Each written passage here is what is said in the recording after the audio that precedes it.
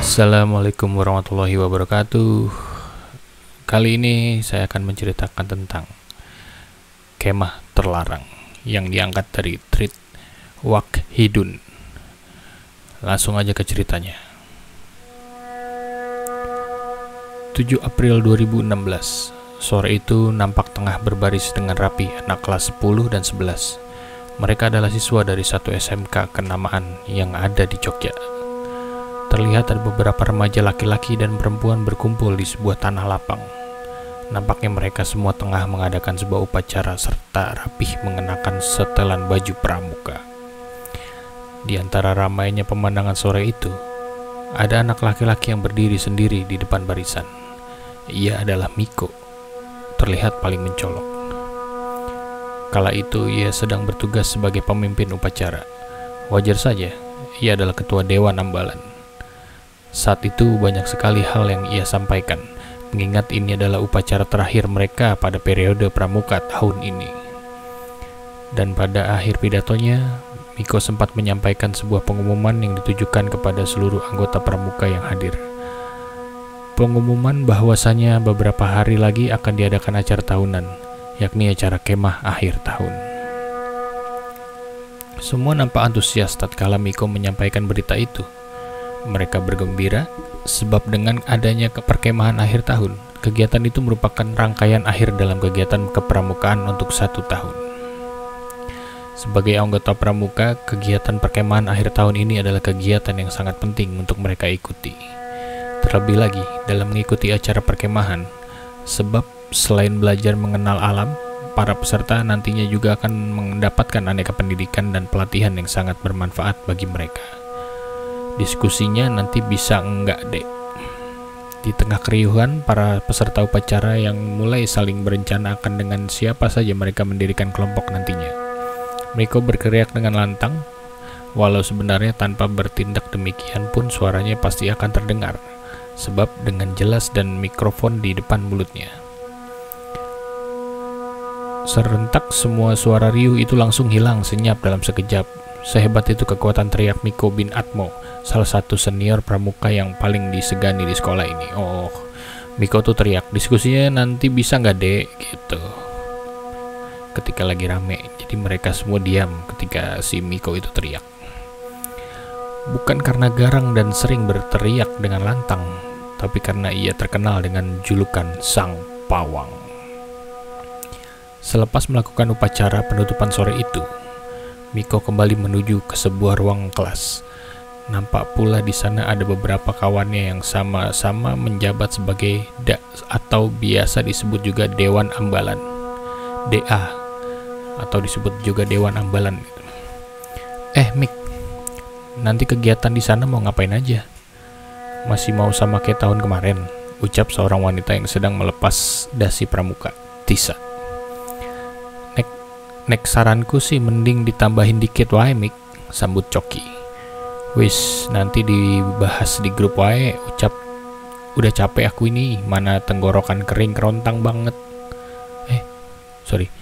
Wis nanti dibahas di grup wae. Udah capek aku ini, mana tenggorokan kering kerontang. Bangsat, balas Miko seraya berjalan menuju kursinya. Ia tak banyak cakap. Selepas mengambil tas dan beberapa perlengkapan yang masih ada di laci meja, Miko bergegas untuk segera pulang. Mata Miko baru saja hendak ingin terpejam, akan tetapi semua itu buyar manakala dering suara ponsel yang ada di atas meja. Dengan segera Miko pun beranjak dari tempat tidur dan meraih ponsel. Terlihat di layar ponselnya ada sebuah panggilan dari salah satu seorang yang ia kenal. Mik, kamu udah dapat kabar dari Bang Ngi belum? Pak Bangi, tempat yang biasa sekolah itu jadikan bumi perkemahan ternyata udah keduluan di booking sama sekolah sebelah, tutur seseorang di seberang sana. Spontan kecemasan terlihat pada wajah Miko. Nampaknya tidurnya malam ini akan sedikit merasa tidak nyenyak sebab baru saja mendengar sebuah kabar yang tidak menyenangkan mungkin ya. Ini tulisannya mengenangkan. Waduh, lah terus gimana Tan? seminggu lagi loh acara kita ini, jawab Miko membalas ucapan Tania. Ini tadi aku udah coba tanya sama Pak Bangi, beliau ngasih saran dan kebetulan beliau punya kenalan yang punya bumi perkemahan. Tempatnya oke, bentar aku kirim fotonya. Oke. Tapi lama kemudian masuklah beberapa gambar. Itu adalah gambar lokasi yang disarankan oleh Pak Bangi untuk menjadi tempat perkemahan akhir tahun sekolah. Kok masih rungkut? Banyak rumput banget sih Tan? Tanya Miko. Manakala selesai melihat gambar yang dikirimkan. Nanti katanya kalau kita udah fix bakal ngambil tempat itu, bakal dibersihin kok sama pengelolanya. Tapi itu ada tebingnya juga loh. Emang aman dari longsor ya? Udah aman, Mik. Dah ya, aku mau teleponan sama Ayang Mbeb dulu. Bye. Tut tut tut. Wow, bangsat, ucap Miko geram. Jadi Miko ini demen banget ngomong bangsat ya, teman-teman. Jangan ditiru ya. Lanjut. Gimana terus ini, Pak? Beneran pindah ke sana ini? Tanya Miko pada Pak Bangi, pembina pramuka di sekolahnya. Ya mau gimana lagi Mas Miko, kepepet banget kan ya. Udah nggak apa-apa di sana aja, soalnya mitosnya nggak usah dipikirin. Toh kita nggak aneh-aneh kan? Jawab Pak Bangi dengan perlahan. Beliau mencoba menjelaskan kepada Miko yang baru pulang sekolah langsung mencari dirinya di kantor SMK. Oh jadi selesai teleponan tuh si Miko ini langsung nyamperin Pak Bangi di kantor SMK. Oke lanjut. Udah Mik, tenang aja toh, kata Tisa menengahi perdebatan sore itu. Sebenarnya ia juga tak begitu setuju dengan keputusan yang sudah diambil Pak Bangi.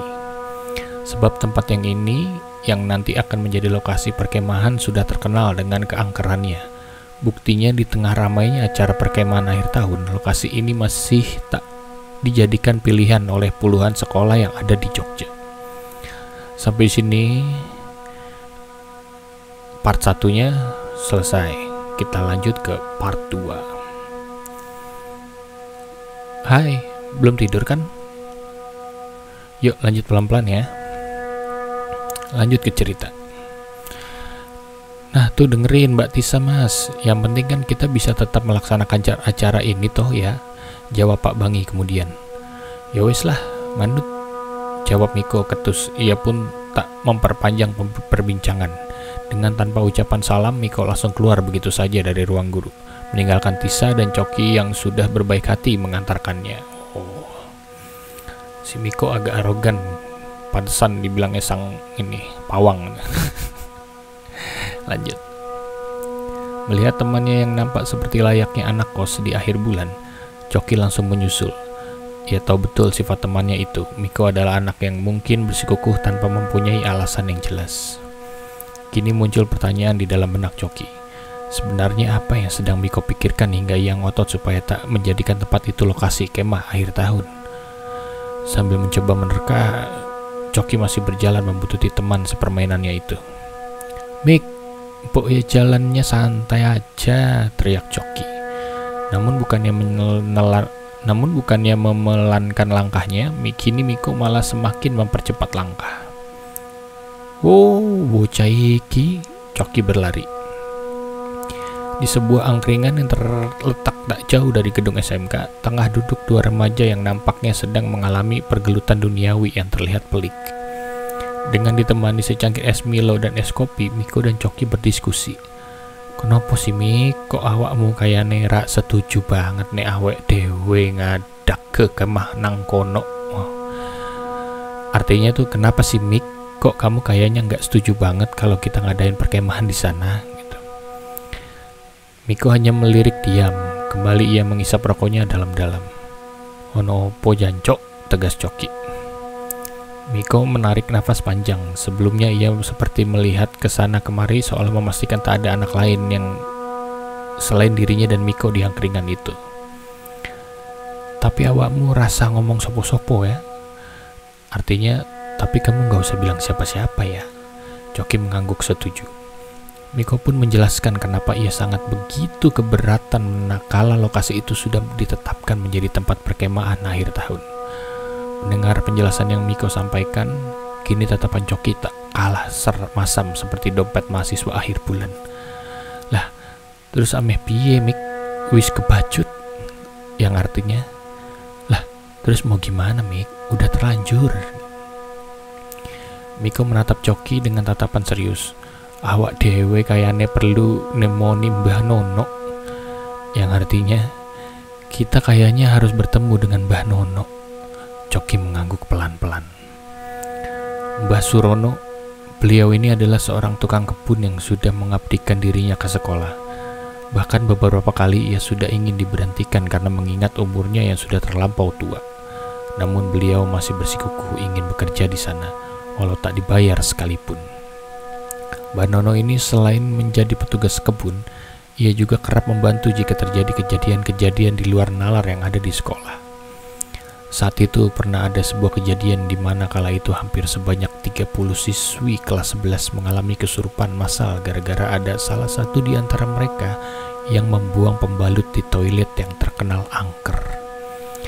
Dan Mbah Nono lah yang membantu mengeluarkan satu persatu sosok yang merasuki anak-anak itu. Hebat kan? 4 hari sebelum acara perkemahan akhir tahun ini dimulai, Miko dengan ditemani Coki dan Bagas, mereka bertiga mencari kayu bakar yang nantinya akan digunakan sebagai api unggun di acara perkemahan.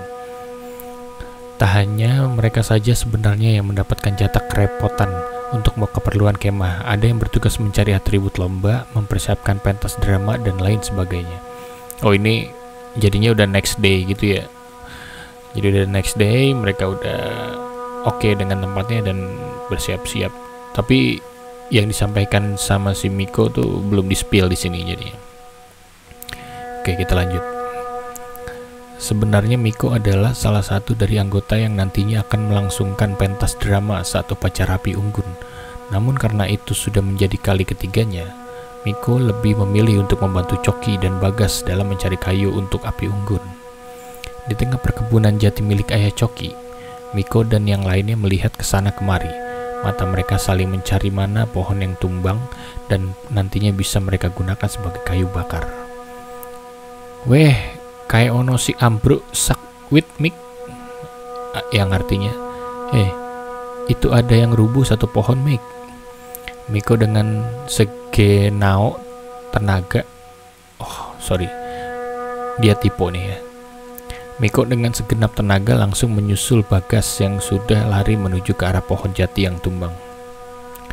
Wah, iki gede banget ngetok emeh ngopopo. Parang tok isok tekan bengi kicok. Yang artinya, wah ini besar banget. Motongnya mau pakai apa ini? Pakai golok aja bakalan sampai malam kalau kayak gini.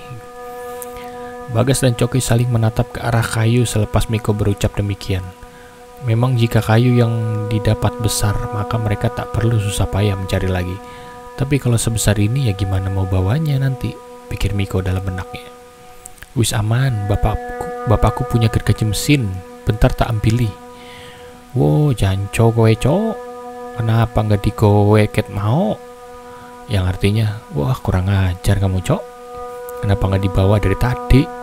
Ujar Miko dan Bagas kesal. Berarti cok itu nggak diartiin ya, tetap cok ya, panggilan akrab sesama teman lah itu. Lanjut. Azan maghrib sudah berkumandang.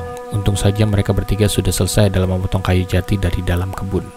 Kini semua sudah tertali dengan rapi, tinggal membawanya saja ke lokasi. Hari yang dinantikan para peserta pun tiba. Selepas semuanya mempersiapkan segala alat dan perlengkapan untuk keperluan perkemahan selama 3 hari ke depan, kini mereka semua nampak riang gembira seraya berkumpul di lapangan sambil menunggu ceramah kepala sekolah usai. Setelah semua acara perkemahan terselesaikan, kini saatnya mereka semua berangkat menuju bumi perkemahan. Oke, tadi tuh jadi mereka kumpul dulu di sekolah, ini ceritanya. Titik kumpulnya di sekolah. Setelah acara pembekalannya selesai, baru mereka jalan ke perkemahan. Lanjut. Dalam keberangkatan ini, bagi mereka yang mempunyai kendaraan maupun tidak sama sekali tak diperbolehkan menggunakan kendaraan pribadi. sebab sekolah sudah menyiapkan 2 buah bus yang siap mengantarkan mereka semua sampai ke lokasi. Kecuali Miko, Bagas, dan Coki.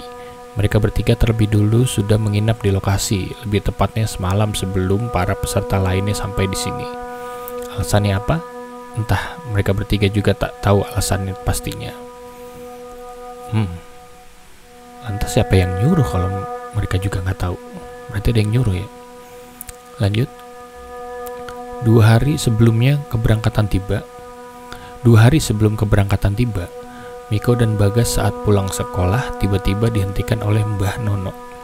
Kala itu mereka diberikan sebuah perintah, yang inti dari perintah itu adalah mereka diminta untuk menginap lebih dulu di sana dengan membawa beberapa syarat yang sudah Mbah Nono siapkan. Malamnya Bagas, Miko, dan Coki pun berangkat terlebih dulu ke bumi perkemahan dengan membawa beberapa sajian yang sudah disiapkan sebelumnya. Oh, ini dia ceritanya maju mundur gini ya di sini. Jadi mereka tuh di sana karena menyiapkan sajian yang disiapkan oleh Mbak Nano. Karena lokasi SMK mereka berada di sebelah utara Jogja, sedangkan bumi perkemahan ada di bagian selatan. Mau tak mau mereka bertiga harus rela berangkat sekitar habis isya. Sebab perjalanan saja sudah bisa memakan waktu hampir 1 jam lamanya. Ya, kalian tahu kan seperti apa macetnya Jogja. Benar saja, manakala mereka sampai di sana, ternyata kehadiran mereka bertiga sudah disambut oleh Pak Pon. Beliau ini adalah ketua RT setempat. Ini kalian beneran cuma bertiga aja, Mas? Tanya Pak Pon saat hanya melihat Miko, Bagas, dan Coki yang datang ke sana.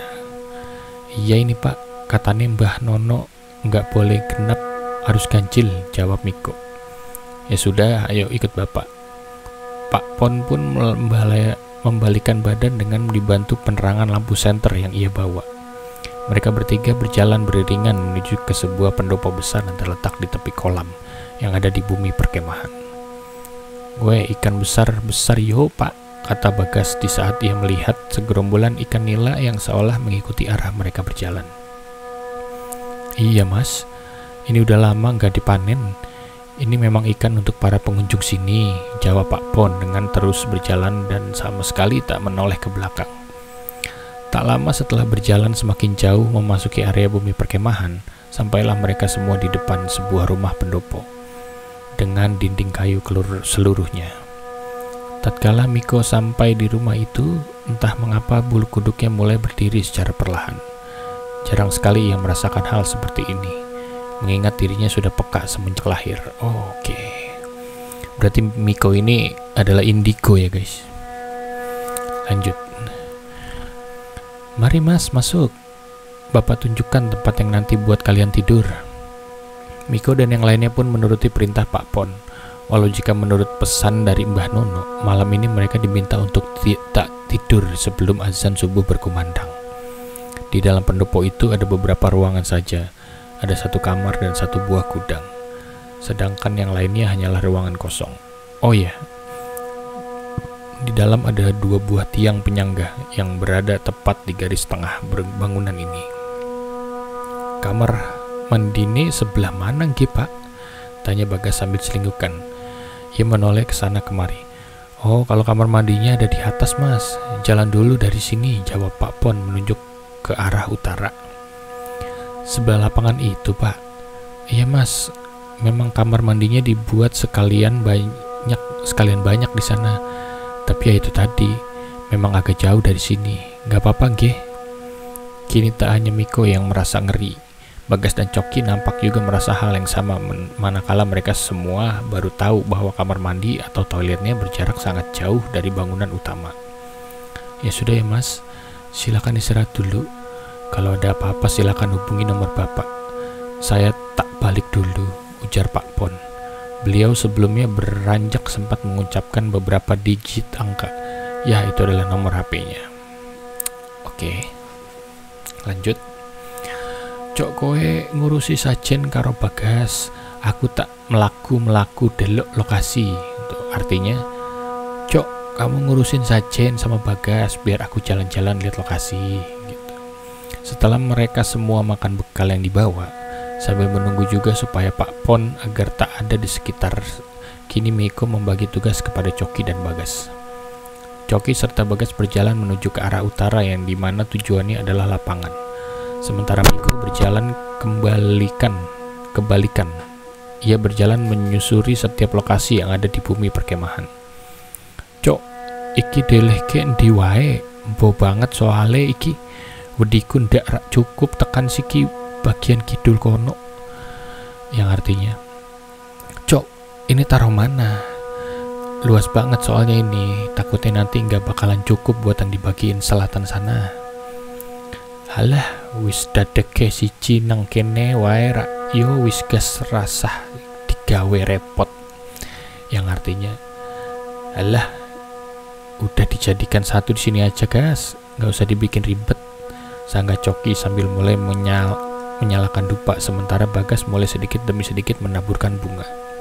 Saat itu Coki menancapkan beberapa dupa di tanah, dengan didampingi beberapa sajen yang sudah dipersiapkan sebelumnya. Sebenarnya kala itu Coki sedikit kurang percaya dengan hal yang demikian, namun kembali lagi, ia hanya menjalankan amanah yang sudah diberikan. Sementara itu, Miko tengah berjalan sendiri menyisiri setapak demi setapak jalanan yang mengelilingi kawasan ini. Ternyata setelah berjalan, Miko baru menyadari bahwa lokasi ini dekat dengan sungai. Makin khawatir ia mengenai hal-hal yang bakal terjadi nantinya. Duh, kek galine koyo ngene pisan. Yang artinya, duh, mana sungainya kayak gini, ucap Miko gusar. Sejak dari sinilah Miko mulai merasakan ada entitas lain yang menghuni lokasi ini. Mereka sepertinya merasa terganggu dengan kedatangan Miko dan kawan-kawan malam itu. Sontak Miko langsung khawatir dengan keadaan kedua temannya yang ada di lapangan.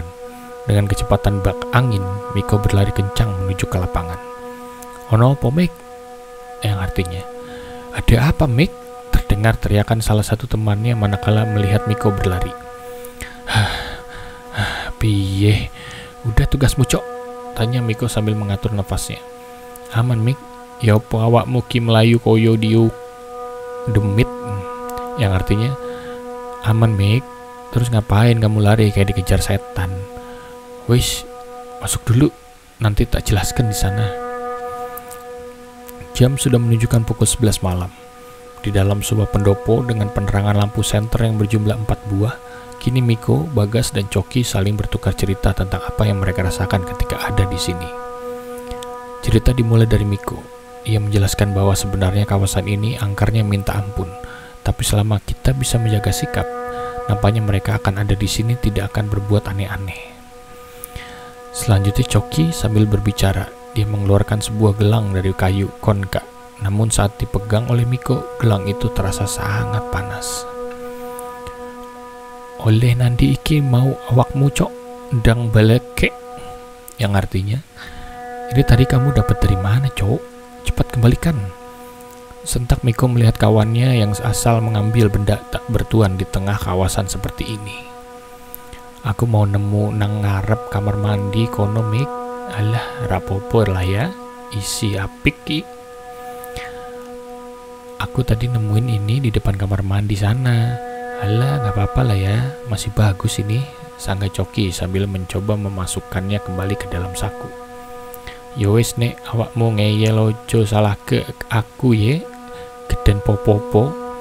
Yang artinya, ya sudah, kalau kamu nggak mau nurut, jangan salahkan aku jika terjadi yang tidak-tidak. Balas Miko dengan nada datar, namun terdengar seperti kalimat ancaman. Selanjutnya kembali memainkan ponsel genggamnya seraya menyalakan rokok yang entah sudah batang keberapa di malam ini. Tanpa disadari, malam kian makin larut. Nyamuk juga semakin mengamuk, membuat mereka bertiga sibuk sendiri, menghindari dari serangan rombongan nyamuk yang mulai menghampiri. Mik, gas, panggil Coki. Coki tak melanjutkan ucapannya, ia berjalan menuju ke arah Miko yang tengah duduk di seberang sana. Mik, kancani nguyu yuk. Artinya, Mik temenin kencing yuk. Walah, malah edan kok Cok.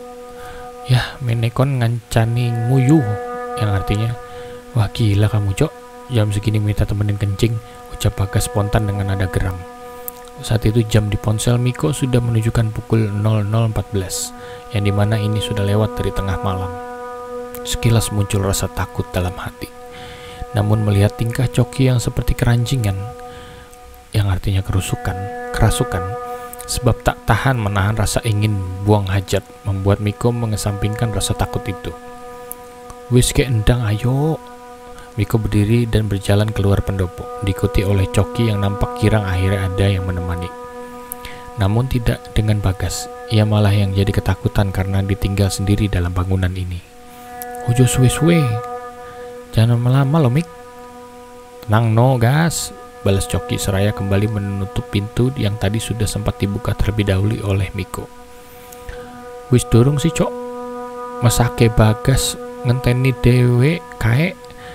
Artinya sudah belum sih cowok, kasihan Bagas nungguin sendirian itu. Jadi mereka ini udah sampai ya. Si Cokinya tuh berarti udah di dalam tuh lagi kencing. Miko sudah kehilangan kesabaran. Ia tak terhenti-henti menggebrak-gebrak pintu kamar mandi yang terbuat dari lempengan besi, biasa disebut seng. Dari seng. Yo bentar lagi Ki, jawab Coki sambil berteriak dari dalam kamar mandi. 5 menit berlalu, akhirnya Coki sudah selesai dengan urusannya. Kini mereka berdua dengan langkah sigap langsung kembali bergegas menuju pendopo. Baru Miko membuka pintu seraya mengucap salam, ia dikagetkan dengan penampakan wajah Bagas yang sudah sangat pucat. Kowe kenapa Gas? Miko sambil menggoyang-goyangkan badan kawannya itu, sementara Coki mengambil botol minuman yang ada di dalam tas. Gas, kenapa kowe? Iki diombe. Artinya, Gas, kamu kenapa? Buruan ini diminum, kata Coki sambil menyodorkan sebotol air mineral ukuran 600 ml yang ada di tangannya. Namun bukannya menjawab Bagas, malah menatap dengan tatapan kosong dan sama sekali tak bersuara. Duh, pertondo elege, yang artinya duh, pertanda buruk ini. Batin Miko dengan terus tangannya mencoba menyadarkan Bagas dengan cara menepuk-nepuk pipinya. Bunyi-bunyian aneka serangga malam ini kian membuat rasa ketakutan Miko dan Coki bertambah tebal. Walau Bagas sekarang sudah sadar dan bisa diajak untuk berkomunikasi, namun entah mengapa perasaan takut dan ngeri ini kian menyelimuti. Namun itu tak bertahan lama.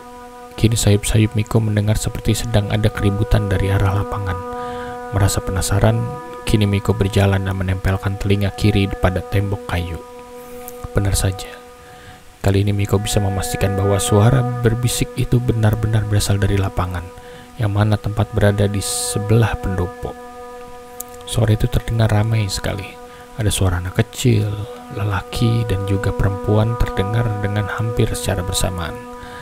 Akan tetapi terbesit rasa heran di benak Miko saat itu, manakala ia merasa bahwa suara itu seakan mereka tengah berebut sesuatu. Entah apa itu. Belum puas dengan rasa penasarannya, tiba-tiba Coki memanggilnya dengan nada setengah panik. Mik, kayak si Bagas ameh nanti. Artinya, Mik, itu Bagas mau kemana?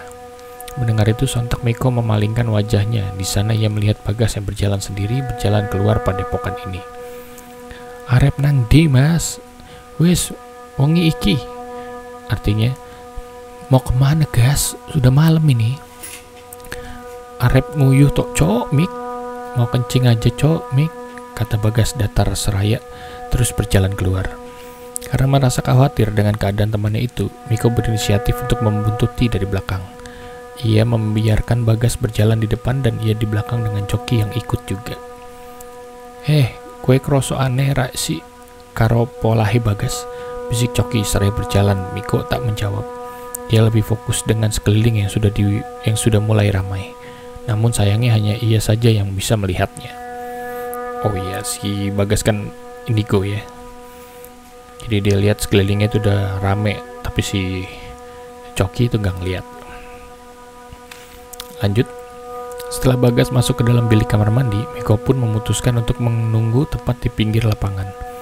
Takutnya Bagas akan curiga jika mereka mengikutinya terlalu jauh dari sini. Miko dan Coki sembari menunggu mereka berdua berbincang, dan di tengah perbincangan itu Coki tiba-tiba merintih kesakitan. Aduh, Mik, tanganku rasanya kebakar. Coki menjulurkan tangan kanannya ke depan, sambil menunjukkan telapak tangannya yang secara tiba-tiba ada benjolan. Gelangnya isi empuk, simpen pok wis empuk kuwang. Artinya, gelangnya masih kamu simpan atau sudah dibuang? Tangan kiri Coki pun mencoba mengambil sesuatu dari dalam saku celana. Iki masih. Goblok, cepat buang, Cok. Miko merampas gelang dari tangan Coki, lalu sontak ia melempar di antara semak belukar. Sementara Coki masih merintih kesakitan karena benjolan di tangannya. Terdengar suara yang nyanyian dari dalam bilik kamar mandi. Coki dan Miko tak banyak bercakap. Mereka saling melotot dan berteriak bersamaan. Bagas! Spontan mereka pun langsung berlari menuju kamar mandi. Oke, part satunya selesai sampai di situ. Langsung aja nanti ke bioskop nonton Kemah Terlarang. Assalamualaikum warahmatullahi wabarakatuh. Jangan lupa like, comment, dan subscribe untuk dukung kita terus untuk menceritakan cerita-cerita horor berikutnya. Cerita horor apa yang ingin kamu dengar? Kami akan bacakan. Ho ho ho ho ho ho ho ho.